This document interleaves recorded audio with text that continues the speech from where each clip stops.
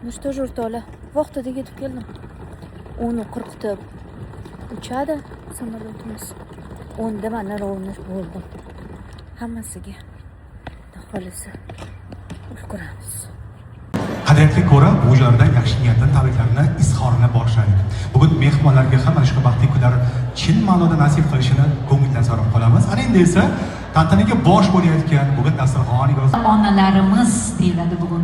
Shunday ekan, ayni daqiqalarda biz mikrofon qarshisiga hurmat va ehtirom ila albatta dasturxon yozgan uy egalarini, go'zal onajonimizni va dadajonimizni taklif qilamiz. Negadir qarsaklar yetishmayapti bizga azizlar. Chalamiz qarsaklarni. Bugun go'zal oqshom, go'zal to'y bo'lmoqda. Kattakon rahmat. Ota-onalarimizdan juda ham go'zal ishlarni eshitishga allaqachon biz tayyormiz.